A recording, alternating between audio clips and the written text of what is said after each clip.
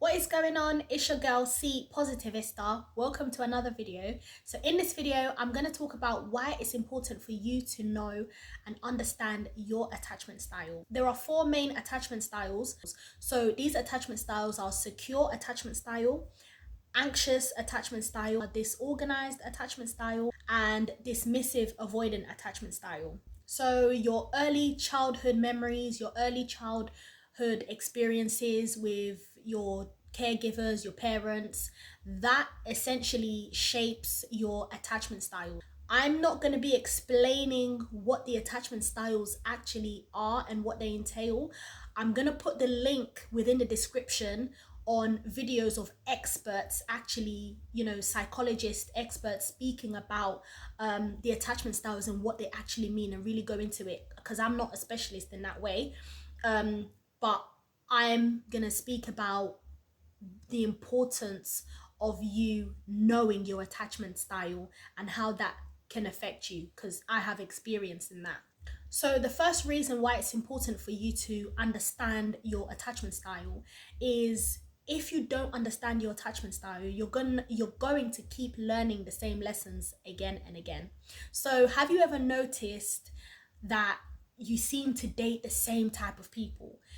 Once your relationship with this person ends, the next person you go into a relationship with, or the next person you're seeing, or relationship or situationship that you get into, seems to be the same type of person.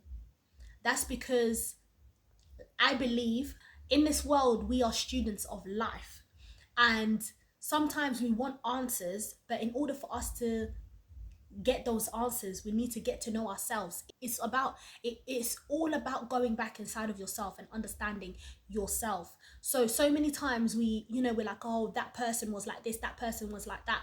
If something happens once, someone does something to you once, it's like, okay, they've done it once. The second time, by the fourth, fifth, you will start to think, actually, maybe I'm the problem. Maybe I'm the problem. So how can you be in successful relationships if you don't understand what your attachment style is and how you show up and present yourself in relationships? And this doesn't just have to be about romantic relationships, but this can be just relationships, whether it's friendships, whether it's family relationships. It's just about you understanding how you show up within those relationships. Are you dismissed? Are you dismissive? Are you dismissive? Are you avoidant? Are you the type of person you don't want people to get close to you? Are you too clingy? Are you someone who, as soon as you meet someone, you get attached to people just like that? That's you being anxiously attached. Whether it's you being afraid of being left and abandoned by somebody due to your own early childhood memories of you being abandoned and things like that. So personally, when I started my healing journey, I was anxiously attached. So where I would cling on to people very quickly, I would also be anxious and overly pleasing them in a way that I felt like I needed to earn their love, only because of my childhood, where I didn't grow up with my parents. My father left before I was even born.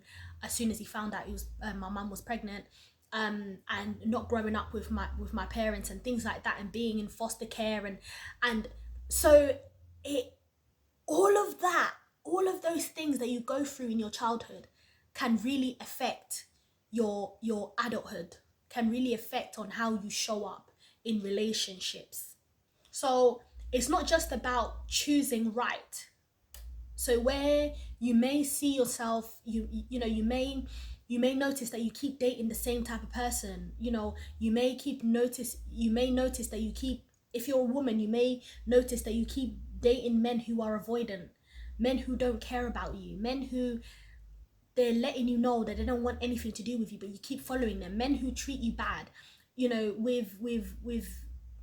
With men, like, you might be dating a woman who is also an avoidant, or you may date a woman who wants to overly love you, and she becomes like a mother to you almost. And it's like, all of those things has got to do with attachment styles, and it's really important for you to kind of figure out even when you're dating someone, it's not just about you figuring out your own attachment style, but it's also about figuring out your partner's attachment style, where it's like, actually, this person is overly attached.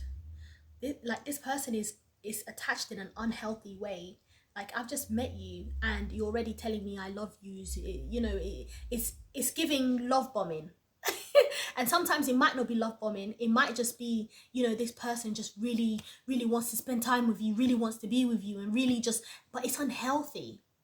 It's unhealthy, because that person then needs to learn to be independent.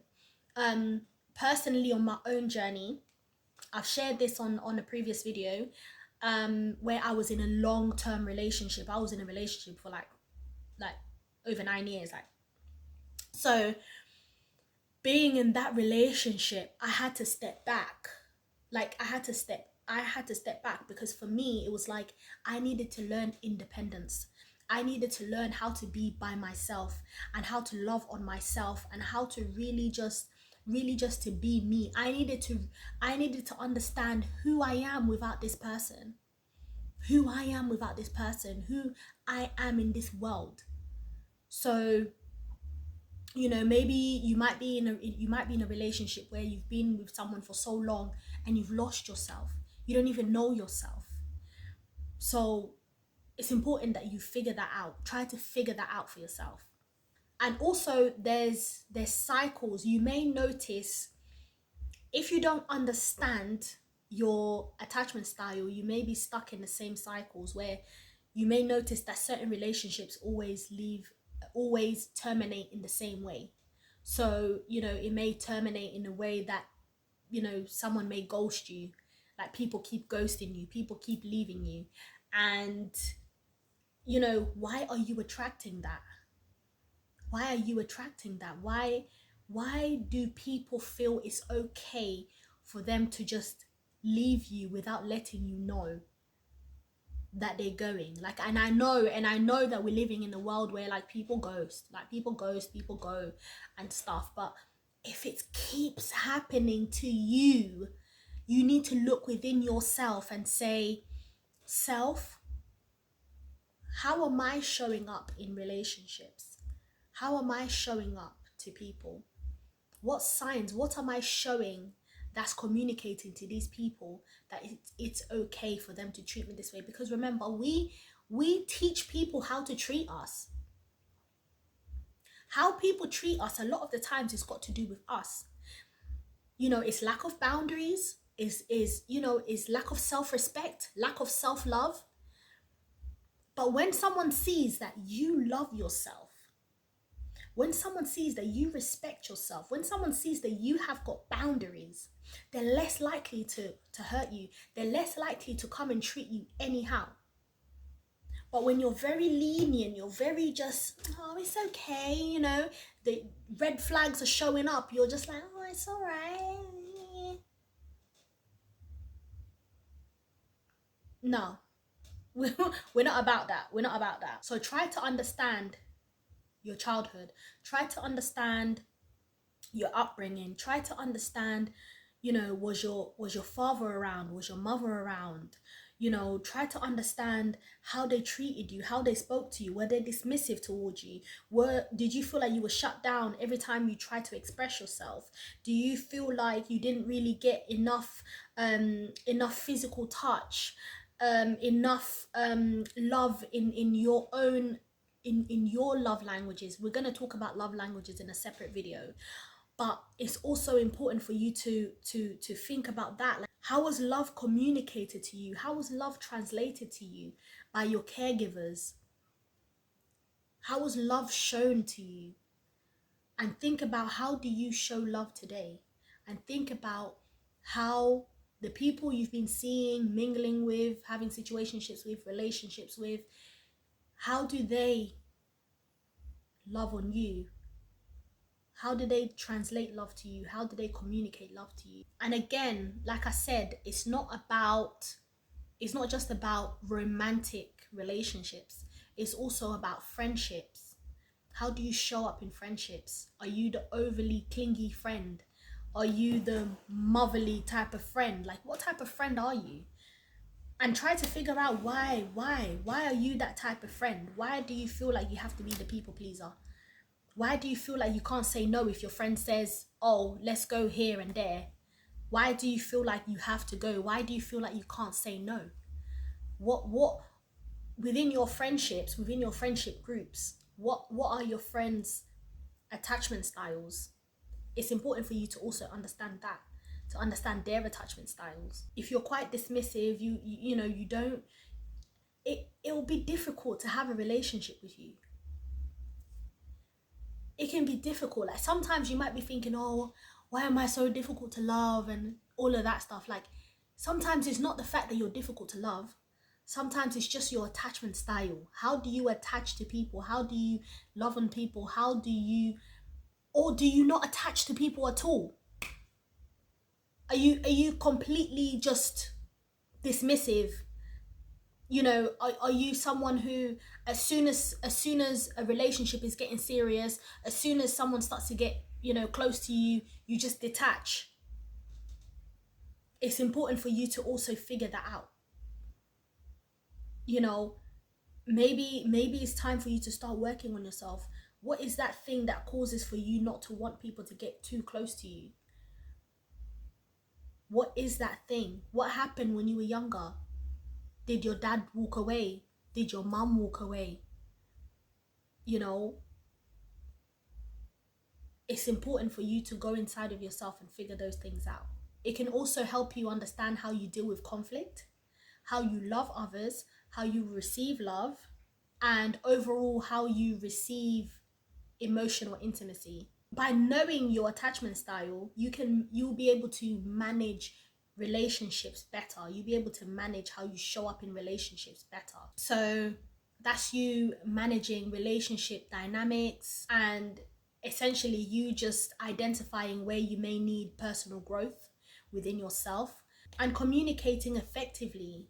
You know, if you understand your attachment style, you understand that you find it difficult to let people in. It's important for you to, say for example, when you get into a relationship, kind of communicate that with the person you're with. Because if you don't communicate that, then the person's gonna think, oh, maybe they're just not into me, but you are into them.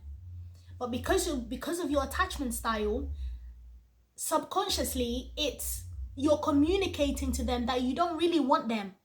You don't care whether they're here, whether they're not here. You don't care. And some people can't handle that.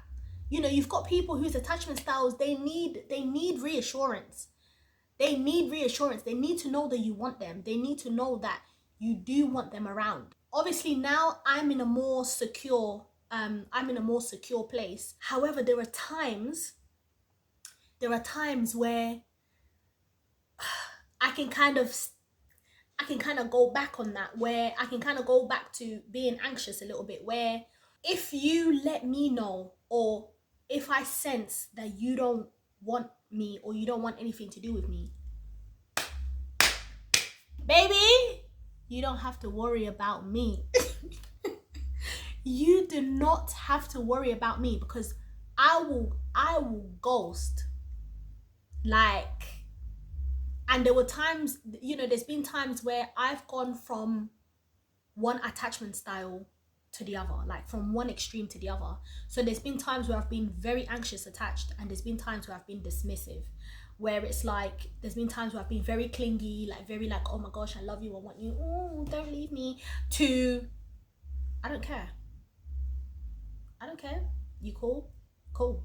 You don't call, you don't text, cool. I don't care. Whether you do, whether you don't. So it's about finding that balance. And I'm now in a more secure place, like I mentioned, where I'm you know, I'm okay being independent. I'm okay allowing my partner and you know, I'm okay allowing people to be who they are and live their lives and be who they are. And at the end of the day, it's, you know, it's not about being clingy. It's not about how much we're together, or how much we like. it's about being secure that, okay, I'm in this with you, and I know what it is. You've let me know what it is. I know what it is, and this is what we're doing. And so communication as well. Communication is key. Communication is so key. It's so important to communicate with a person, like whether it's a friend, like even within friendships, like, you know, you've got friends that you got people that may get overstimulated, like, and sometimes it's not even about them not wanting to hang out. It's just about them not having the capacity to do so. It's about learning others. Learn yourself, learn about yourself, understand your attachment style, and then understand the people around you and the people that you have relationships with. So essentially, knowing and understanding your attachment style helps you build better and healthier relationships. It helps you build more secure relationships, and essentially it helps you to be aware of your behaviors in relationships. So thank you for watching this video. Let me know in the comment section if you know your attachment styles, or you're still understanding your attachment styles. Like I said, I'm gonna put some really like basic I'm gonna put some links of like some really basic explanations of attachment styles, just so that you can understand it from a psychologist's point of view. But once I understood my attachment style and I started to understand other people's attachment styles, relationships around me, like my relationships, became a lot better. So, you know, and I stopped attracting avoidant people, because for me it's like, if you're avoidant and you're not ready, you know, for a healthy relationship, then you're not for me. That's being friends, that's being family, that's being, you know, I'm secure within myself, and it's important that I also have that back. But it's important to also have an open mind where other people are still healing, other people are still in the process of their healing. So you can't just shut people out. I mean, you can, but, you know, imagine you're within your healing journey. Like, the way I see it is that when I was in my healing journey, I needed a lot of patience. So it's important for you to have patience with others as well. Like, especially if you want them in your life, like if you want them in your life, then it's important for you to be patient while they're still working on those things, whether it's them working on their attachment styles, whether it's them still working on you know, just the way that they show up in relationships. Yeah, so thank you for watching this video. Subscribe to this channel if you want more video content like this on self-love and personal development. Click the like button if you enjoyed this video, and I'll see you on the next video.